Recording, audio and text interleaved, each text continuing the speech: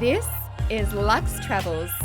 We take you around the world to exotic destinations,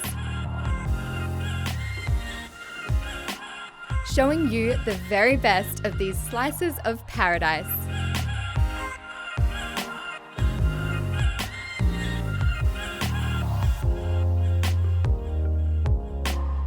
From the hottest place to grab a cocktail to the best places to stay. In this episode, I'll take a look at a country with over 7,000 islands, the Philippines. And then hop over to the Indian Ocean to the ultimate high-end luxury destination, the Republic of Maldives. Some island hopping may be required.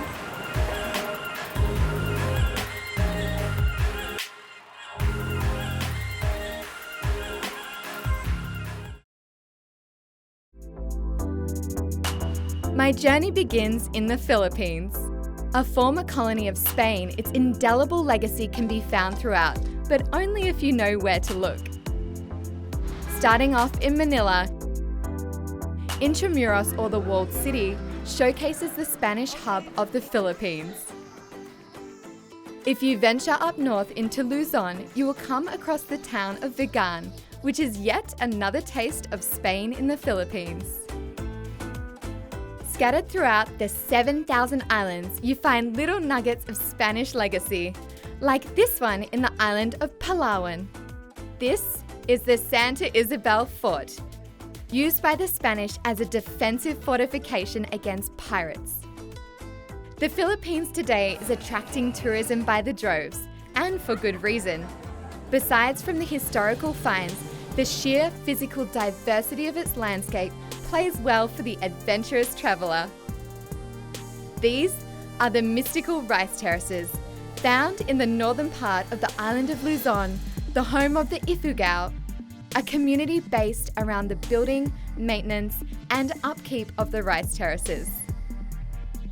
From hanging coffins in the town of Sagada, known for its coffee, hidden waterfalls, remote tribal communities, and beautiful vistas for days. Back to luxury.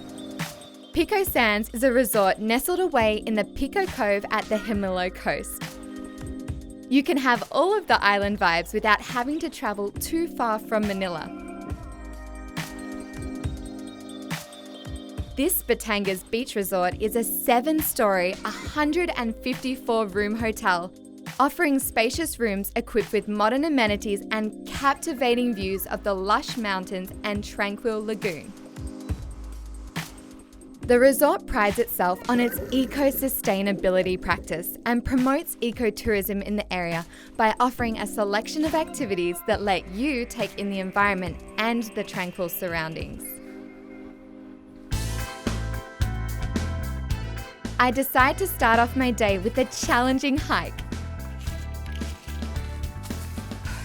It's great to be at a resort, but it's also amazing to go on a hike and really get to explore nature and the outdoors, and get a workout in as well. There is no better way to explore your surroundings than traversing through it yourself. Just be sure to pack some water. The San Telmo trail is challenging, and you have to keep your wits about you. The guided ropes help, but sure footing is a must. Occasionally there comes a viewpoint which allows you to survey your environment, and that is quite a view.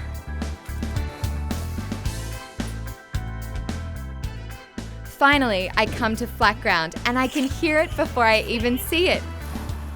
The beach.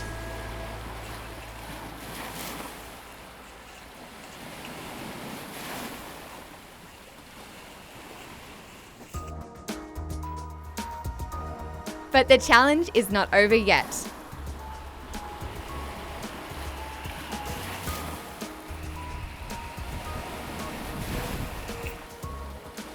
That was definitely a more challenging hike than I thought it would be, but look at where we've arrived.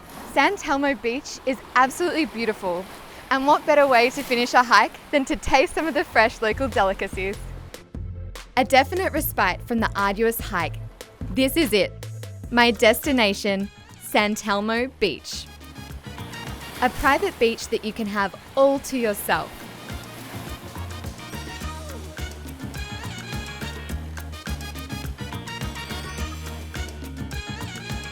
And this communal eating style is something that I've never experienced. So what an incredible hike that I just had.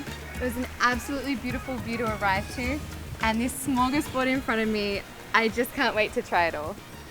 Seafood, all sourced locally and most importantly, sustainably. So Jen, tell us a little about the style of eating and where it originated from. Well, you usually eat it with your hands. So you wash your hands first with this lemon water. And then you get your rice. And then we call this ulam. So this is chicken. So we normally prepare this in the barrios, in the small communities when it's like fiesta or any normal gathering. And this is also, well, the concept originated from how it's prepared in the military. Well, when they're usually in the camp, they don't have utensils and everything. So Of course. this is also to promote the camaraderie in the camp. Great. So basically you have to fight for your food. It's a fight Yes, for survival. that's why it's called boodle fight. So, Oh, okay. so there's no portioning really. So you just get whatever you want. Whatever you can fight for. Yes. Oh, We call this alige. This is a crab roe. Push in there. This is usually the tasty part of it. Oh, the orange part? Yeah. Mmm. Wow, that's got a lot of flavor. Yeah.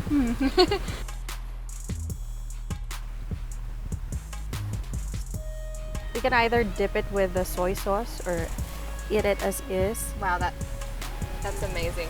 Beautiful. The staff at Pico Sands are amazingly warm, and they can cater your experience to exactly your liking.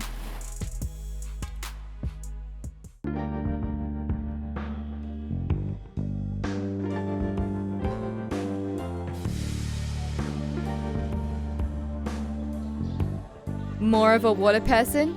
No problem. You can charter a boat and head out on their 7 Coves tour.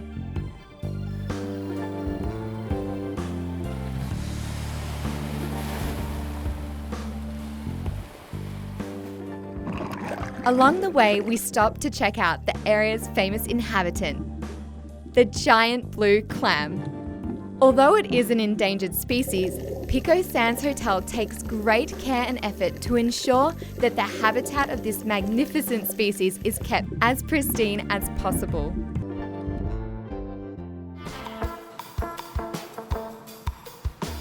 If you're not done playing on the water, you can get hooked up with the stand-up paddleboard and gently glide over the tranquil waters, taking in the Pico Cove in all of its glory.